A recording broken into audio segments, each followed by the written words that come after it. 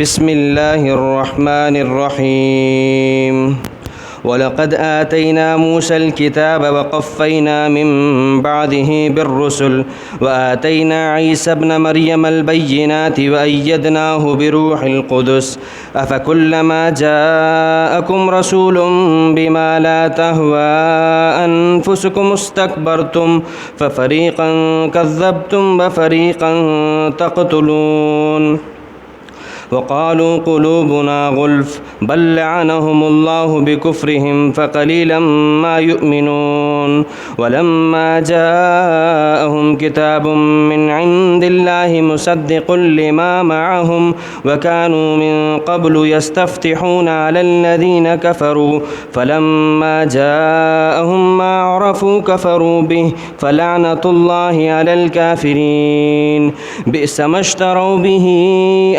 أنفسهم أن يكفروا بما أنزل الله بغيا أن ينزل الله من فضله على من يشاء من عباده فباءوا بغضب على غضب وللكافرين عذاب مهين صدق اللہ العظیم۔ اور حقیقت یہ ہے کہ ہم نے موسیٰ کو کتاب تورات عطا کی اور ان کے بعد انبیاء کا ایک سلسلہ رکھا، اور ہم نے عیسیٰ جو کہ مریم کے بیٹے ہیں ان کو واضح معجزات عطا کیے اور ان کی مدد کی ہم نے روح القدس کے ذریعے سے۔ پھر کیا جب بھی تمہارے پاس کوئی رسول ایسی بات لے کر آئے جس کو تمہارے جی پسند نہیں کرتے تو تم تکبر کرو گے؟ پھر تم بعض انبیاء کو جھٹلاؤ گے اور بعض کو قتل کرتے رہتے ہو اور کہتے ہو کہ ہمارے دل تو محفوظ ہیں، غلافوں میں لپٹے ہوئے ہیں۔ نہیں، بلکہ اللہ تعالیٰ نے تمہارے کفر کی وجہ سے تم پر پھٹکار ڈال دی ہے، لہٰذا بہت تھوڑا ہی تم ایمان لاتے ہو۔ اور جب اللہ کی طرف سے ایک ایسی کتاب آئی جو تمہارے پاس موجود تورات کی تصدیق کرنے والی ہے، حالانکہ تم اس کتاب کے نازل ہونے سے پہلے کفار کے سامنے کھول کھول کر بیان کرتے تھے، پھر جب وہ آ گئی ایک ایسی چیز جسے تم جانتے ہو تو تم نے انکار کر دیا۔ اللہ کی لعنت ہو ایسے کافروں پر۔ بہت بری ہے وہ چیز جس کے بدلے میں تم نے اختیار کیا اپنے جانوں کو، اس کو اختیار کر کے تم نے اپنی جانوں کو بیچا، یعنی تم نے انکار کیا اللہ تعالیٰ کی نازل کردہ چیز کا، اس جلن کی وجہ سے کہ اللہ تعالیٰ نے نازل کیا ہے اپنا فضل اپنے بندوں میں سے جس پر چاہا ہے، لہٰذا تم غضب کے اوپر غضب کے مستحق ہوئے ہو، اور ایسے کافروں کے لیے ذلت آمیز عذاب ہے۔ سورۃ البقرہ کی آیت نمبر 87 سے لے کر 90 4 آیات آپ کے سامنے تلاوت ہوئیں۔ دعا فرمائی اللہ تعالیٰ آیات کا صحیح مفہوم عرض کرنے کی توفیق عطا فرمائے۔ یہودیوں اور عیسائیوں کی بات چل رہی ہے، اللہ تعالیٰ ان کی خباثتیں اور ان کا طریقہ بتا رہے ہیں کہ انہوں نے کیا رویہ اختیار کر کے رکھا ہے۔ اگرچہ بات تو یہودیوں اور عیسائیوں کی چل رہی ہے، لیکن میں یہ بات پہلے بھی عرض کر چکا ہوں کہ نیک بخت آدمی وہ ہوتا ہے کہ ڈانٹا کسی اور کو جا رہا ہو تو نصیحت وہ آدمی خود حاصل کر لے۔ بدبختی یہ ہے کہ ڈانٹا آپ کو جا رہا ہو اور آپ نہ سیکھو، لیکن نیک بختی یہ ہے کہ ڈانٹا کسی اور کو جا رہا ہو، سیکھ آپ لو۔ اللہ تعالیٰ انجام اور رویہ جو ان کا بتا رہے ہیں ان کا انجام بیان کریں، یہود و نصارہ کا، لیکن اس میں ہمارے لیے پہلو ہے کہ اے مومنوں، اے ایمان والے مسلمانوں، تم نے بھی ان کے روش پہ نہیں چلنا، بلکہ تم نے حق کا ساتھ دینا ہے۔ لہٰذا اللہ تعالیٰ یہاں پر انبیاء علیہ السلام کے ساتھ جو ان کا رویہ رہا ہے یہودیوں اور عیسائیوں کا، اس کو بیان کر رہے ہیں، اور اس کو اللہ تعالیٰ نے 2 حصوں میں تقسیم کیا ہے۔ ایک تو انبیاء آپ علیہ السلام کے علاوہ دیگر انبیاء کے ساتھ ان یہودیوں کا کیا رویہ رہا، اور دوسرا آپ علیہ السلام کے ساتھ ان کا کیا رویہ رہا۔ اس بات کو بیان کرنے کے لیے اللہ رب العزت نے بتایا در حقیقت 2 سب سے بڑی بیماریاں تھیں ان کے اندر، ایک تکبر اور ایک حسد۔ انبیاء سابقین، پچھلے انبیاء کے ساتھ انہوں نے جو رویہ اختیار کیا اس کی تفصیل آگے آ رہی ہے، لیکن اس کی وجہ کیا تھی؟ اس کی وجہ یہ تھی کہ ان کے اندر تکبر تھا، اور رسول اللہ صلی اللہ تعالیٰ علیہ وآلہ وسلم کے ساتھ جو اللہ تعالیٰ نے انہوں نے رویہ اختیار کیا اس کی وجہ حسد تھی، جلن تھی۔ ان دونوں باتوں کی وضاحت آگے آ رہی ہے۔ اس بات کو شروع کرنے سے پہلے اللہ رب العزت انبیاء کا ایک تعارف بیان کر رہے ہیں۔ فرماتے ہیں وَلَقَدْ آتَيْنَا مُوسَى الْكِتاب، ہم نے موسیٰ کو کتاب تورات عطا کی۔ اے یہودیوں، ہم نے تمہیں وہ کتاب عطا کی تھی کہ جس میں تمہاری زندگی گزارنے کا پورا منشور تھا، وہ ایک پورا کانسٹیٹیوشن تھا جس کے مطابق تم اپنی زندگی، اپنی داخلی، اپنی خارجی، اپنے انفرادی اجتماعی زندگی گزار سکتے تھے۔ لیکن تم نے کیا کیا، اس کی تفصیل آگے آتی ہے۔ وَقَفَّيْنَا مِن بَعْدِهِ بِالرُّسُلِ، اور صرف یہ نہیں کہ کتاب دے دی، کیوں؟ کیونکہ خالی کتاب ہدایت کے لیے کافی نہیں ہوتی۔ اللہ تعالیٰ فرماتے ہیں ہم نے اس کتاب پر تمہیں چلانے کے لیے ایک کے بعد ایک انبیاء بھیجے جو تمہارے اوپر اس کتاب کو لاگو کر سکیں۔ اور روایات میں آتا ہے کہ 4000 کے قریب انبیاء بنی اسرائیل کے اندر اس لیے آئے تھے کہ جو صرف تورات کے اوپر ان کو چلانے کے لیے آئے تھے۔ اور بالخصوص اللہ تعالیٰ حضرت عیسیٰ علیہ السلام کا ذکر کرتے ہیں، اس لیے کیونکہ بنی اسرائیل کے آخری نبی وہ حضرت عیسیٰ علیہ السلام ہیں۔ اللہ تعالیٰ فرماتے ہیں وَآتَيْنَا عِيسَى ابْنَ مَرْيَمَ الْبَيِّنَاتِ، اور ہم نے عیسیٰ جو کہ مریم کے بیٹے ہیں ان کو واضح معجزات عطا فرمائے۔ دیکھیے اللہ تعالیٰ نے عیسیٰ علیہ السلام کا قرآن کریم میں تعارف کروایا ہے، تو عیسیٰ ابن مریم، عیسیٰ جو کہ مریم کے بیٹے ہیں۔ یہاں یہ بات سمجھیں کہ اللہ تعالیٰ پورے قرآن کریم میں کہیں بھی کسی خاتون کا نام نہیں لیا۔ اللہ تعالیٰ بڑے باحیا ہیں، لیکن ایک مقام آتا ہے جب بھی عیسیٰ علیہ السلام کا تذکرہ آتا ہے اللہ تعالیٰ ان کے ساتھ ابن مریم ذکر کرتے ہیں۔ اس لیے کیونکہ جب اللہ کی توحید پر آنچ آئے تو پھر اللہ تعالیٰ اس بات کو بھی گوارا کرتے ہیں کہ کسی عورت کا نام لے لو، اس لیے کیونکہ یہ عیسائی سمجھتے ہیں ہم نے تو عیسیٰ علیہ السلام کی پیدائش کو ایک معجزہ رکھا تھا کہ انہیں بغیر باپ کے پیدا کیا۔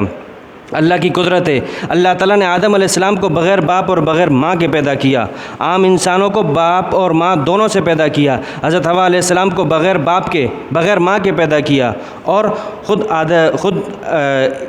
عیسیٰ علیہ السلام کو لے لیجئے تو یہ بغیر ماں کے۔ تو اللہ تعالیٰ نے چاروں چیزوں کے مظہر پوری دنیا میں رکھ دیے تاکہ کوئی یہ نہ کہہ سکے۔ اللہ تعالیٰ نے اپنی قدرت بتا دی کہ ہم ہر چیز کر سکتے ہیں، ہم بغیر باپ اور ماں کے بھی پیدا کر سکتے ہیں، ہم بغیر باپ کے بھی پیدا کر سکتے ہیں، بغیر ماں کے بھی پیدا کر سکتے ہیں، اور بغیر ماں اور باپ دونوں کے پیدا کر سکتے ہیں۔ اور ایک عام طریقہ جو کہ یہ ہے کہ باپ اور ماں دونوں سے پیدا ہوتا ہے۔ تو اللہ تعالیٰ فرماتے ہیں ہم نے عیسیٰ جو کہ مریم کے بیٹے ہیں، اس لیے کیونکہ یہ کہہ رہے ہیں کہ عیسیٰ اللہ کے بیٹے ہیں، نعوذ باللہ من ذالک، تو اللہ تعالیٰ فرماتے ہیں ہم ایسے موقع پر مریم کا نام لیں گے۔ عیسیٰ جو کہ مریم کے بیٹے ہیں ان کو ہم نے واضح معجزات عطا فرمائے۔ وہ معجزات کیا تھے اس کی تفصیل تو آگے 6 پارے میں اور 3 پارے میں آ جائے گی۔ وہ یہ تھے کہ عیسیٰ علیہ السلام ایک ایسا شخص جو کہ مادرزاد اندھا ہو، یعنی پیدائشی اندھا ہو، ان کی آنکھوں پر ہاتھ پھیرتے تھے تو وہ بینا ہو جاتا تھا۔ ایک ایسا شخص جس کو کوڑ کی بیماری ہے، ایسی بیماری جو کہ آج کے زمانے میں بھی لا علاج ہے، جلد کی بیماری ہوتی ہے، اس کے جسم پر ہاتھ پھیرتے تھے وہ ٹھیک ہو جاتا تھا۔ یہ اللہ تعالیٰ نے معجزات عطا کیے تھے اس لیے کہ لوگ ان کو اللہ کے نبی سمجھ کر ان کے پیچھے چلیں۔ تو اللہ تعالیٰ فرماتے ہیں اس کے بعد فرمایا وَأَيَّدْنَاهُ بِرُوحِ الْقُدُسِ، اور ہم نے عیسیٰ علیہ السلام کی جبریل علیہ السلام کے ذریعے امداد کی۔ وہ امداد یہ تھی کہ پیدائش سے لے کر جبریل علیہ السلام ہی تھے کہ وہ مریم علیہ السلام کے پاس آئے تھے اور ان کے گریبان میں پھونک ماری تھی تو ان کا حمل ٹھہر گیا تھا، اور تو اس کے ذریعے سے اور پھر یہودی جو کہ عیسیٰ علیہ السلام کے دشمن تھے ان کے ذریعے سے ان کی حفاظت کے لیے اللہ رب العزت نے روح القدس یعنی جبریل علیہ السلام کو رکھا تھا۔ یہ تو تعارف تھا۔ اب آئیے اللہ تعالیٰ فرماتے ہیں ان انبیاء کو رکھنے کے بعد تم لوگوں کا ان انبیاء کے ساتھ کیا رویہ تھا؟ اللہ فرماتے ہیں فَكُلَّمَا جَاءَكُمْ رَسُولٌ بِمَا لَا تَهْوَىٰ أَنفُسُكُمْ اسْتَكْبَرْتُمْ، کیا جب بھی تمہارے پاس کوئی بھی رسول آ جائے وہ بات لے کر جو کہ تمہارے دلوں کو اچھی نہیں لگتی، نبی آ کے یہ کہتا ہے کہ تم نماز پڑھو تو تم تکبر کرتے ہو، استکبرتم، ایک ایسی بات لے کر آتا ہے جو کہ تمہارے دلوں کو اچھی نہیں لگتی تو تم تکبر کرتے ہو۔ کیا نماز کا کہا تو کہتے ہیں ہم نماز پڑھیں، یہ نماز تو غریبوں کا کام ہے، ان لوگوں کا کہا روزہ رکھو تو روزہ تو وہ رکھے کہ جس کے پاس کھانے کے لیے نہیں، ہم تو کھاتے پیتے لوگ ہیں، اللہ معاف کرے۔ طرح کے نبی آ کے یہ کہتے ہیں کہ دیکھیں لڑائی جھگڑا مت کرو، معافی تلافی کے ساتھ کام لو، معافی کے لیں، ہم معافی مانگیں، ہماری ناک کٹ جائے گی۔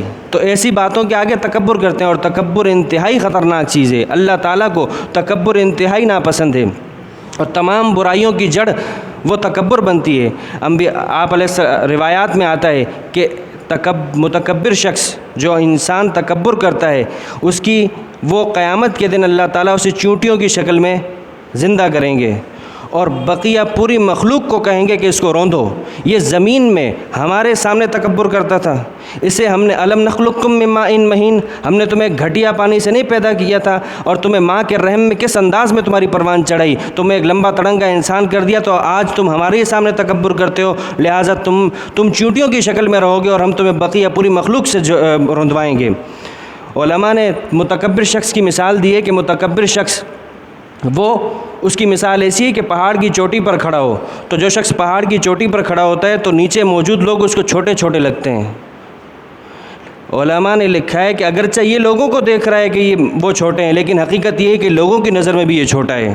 جو آدمی پہاڑ کی چوٹی پر کھڑا ہو تو وہ بھی لوگوں کی نظر میں چھوٹا ہوگا۔ اسی لیے متکبر شخص اگرچہ اپنے آپ کو تو یہ سمجھ رہا ہوگا کہ میں بہت بڑا ہوں، بہت بہتر ہوں، دوسرے کو حقیر سمجھ رہا ہے، لیکن حقیقت یہ ہے کہ لوگوں کی نظر میں وہ حقیر ہے۔ اسی لیے آپ علیہ الصلوۃ والسلام ایک دعا مانگا کرتے تھے، اللہ تعالیٰ ہمیں اس دعا کی حقیقت نصیب فرما دے۔ آپ علیہ الصلوۃ والسلام دعا مانگا کرتے تھے، اللہم اجعلنی فی عینی صغیرا وفی اعین الناس کبیرا، اے اللہ مجھے میری نظر میں چھوٹا بنا دے، میں اپنی نظر میں چھوٹا رہوں لیکن مجھے لوگوں کی نظر میں بڑا بنا دے۔ جب انسان اپنی نظر میں بڑا بن جائے تو لوگوں کی نظر میں چھوٹا بن ہی جاتا ہے، حقیر بن جاتا ہے، لیکن حقیقت یہ ہے کہ اگر انسان اپنے آپ کو چھوٹا سمجھے تو لوگوں کی نظر میں بڑا بن جاتا ہے۔ اللہ تعالیٰ اس کی عزت اور اس کا وقار لوگوں کے دلوں میں ڈال دیتے ہیں۔ تو اللہ تعالیٰ فرماتے ہیں جب ہمارے رسول آتے ہیں ایک ایسی بات لے کے جو کہ تمہیں پسند نہیں ہے تو تم تکبر کرتے ہو، اور پھر تکبر کی وجہ سے تمہاری زبان بھی گندی ہوتی ہے، تمہارے اعمال بھی گندے ہوتے ہیں، تمہارا دل بھی گندا ہوتا ہے۔ اللہ تعالیٰ فرماتے ہیں جب نبی آئے گا ایک ایسی بات لے کے جو تمہیں پسند نہیں ہوگی تو کیا کرو گے؟ فَفَرِيقًا كَذَّبْتُمْ، کسی نبی کو تو تم نعوذ باللہ جھٹلا دیتے ہو، تم یہ کہتے ہو کہ نبی جھوٹا ہے، نعوذ باللہ من ذالک، اور یہاں تک کہ بعض نبیوں کو تم قتل بھی کیا ہے، وَفَرِيقًا تَقْتُلُونَ، اور بعض انبیاء کو تم قتل کرتے رہے ہو۔ اور دل پر تکبر کا یہ اثر ہوتا ہے، وَقَالُوا قُلُوبُنَا غُلْفٌ، کہتے ہیں ہمارے دل تو غلافوں میں چڑھے ہوئے بند ہیں، سیل پیک ہیں، ہمیں تمہاری نصیحت اثر نہیں کرے گی، ہم کوئی معمولی لوگ ہیں تو ہمارے سامنے کوئی بڑا آدمی لے کر آؤ، کوئی اونچے قد کاٹ کا آدمی ہو تو ہم اس کی بات بھی سنیں، یعنی تم ہمارے سامنے، ہم نصیحت پروف ہیں، ہمارے دل نصیحت پروف ہے، تم ہمارے سامنے تمہاری بات، ہم مذہب کے پکے لوگ ہیں۔ یعنی تعصب کو، اس بات کو کہ یہ سامنے والا ہمارے قبیلے کا نہیں ہے لہٰذا اس تعصب کو وہ کہہ رہے ہیں کہ ہم دین کے پکے ہیں، یہ تعصب ہے، یہ تسلب نہیں ہے، یہ دین میں پختگی نہیں ہے، یہ تو تعصب ہے۔ یہ تو تھا اللہ تعالیٰ نے ان کا وہ بات، اب اللہ تعالیٰ فرما رہے ہیں کہ یہ کہہ رہے ہیں کہ ہمارے دل سیل ہیں، ہمیں نصیحت اثر نہیں کرتی۔ اللہ فرماتے ہیں یہ بات نہیں ہے، بلکہ بات یہ ہے کہ تمہارے اوپر اللہ کی پھٹکار ہے۔ اللہ کی پھٹکار یہ ہے کہ تم، اور وہ پھٹکار تمہارے کفر کی وجہ سے، اسی پھٹکار کی وجہ سے تمہیں نصیحت اثر نہیں کرتی۔ یہ مت کہو کہ تمہارے دل سیل ہیں، تم کو نصیحت اثر نہیں کرتی اس وجہ سے کہ تم اونچے لوگ ہو، اس لیے نہیں بلکہ تم گھٹیا لوگ ہو، تم اللہ کی رحمت سے دور ہو۔ فَقَلِيلًا مَا يُؤْمِنُونَ، لہٰذا بہت تھوڑا ہی تم ایمان لاتے ہو۔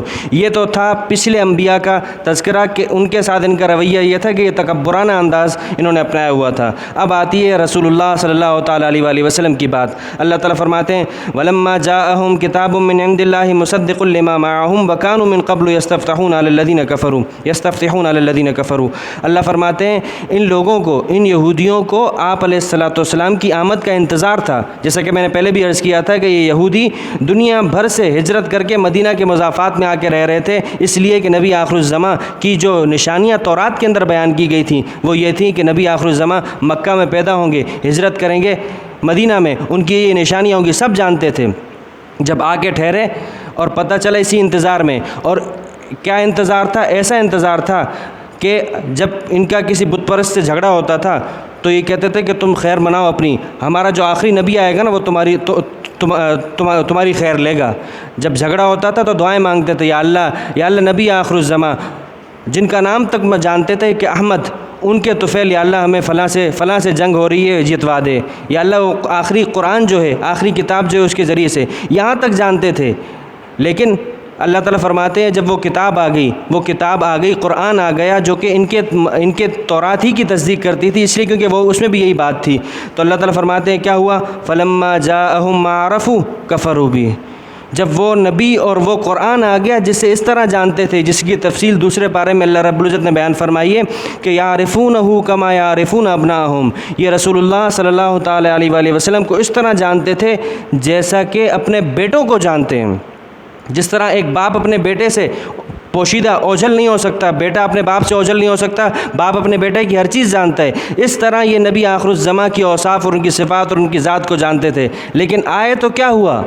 اللہ اگلی آیت میں وجہ بیان فرماتے ہیں کیوں انہوں نے نہیں مانا۔ اللہ فرماتے ہیں بئس ما اشتروا به انفسهم ان يكفروا بما انزل الله بغيا یعنی الزنا، یہ کہ حسد ہے کہ یہ بنی اسماعیل میں کیوں آ گئے، یہ بنی اسرائیل میں کیوں نہیں آئے۔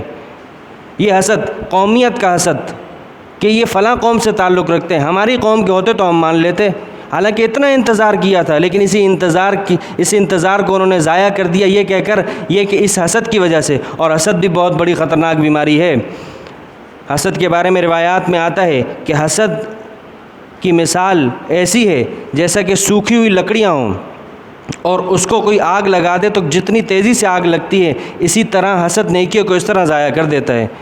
حاسد اور زمین اور آسمان میں سب سے پہلے جو گناہ ہوئے تھے وہ حسد کی وجہ سے ہوئے تھے۔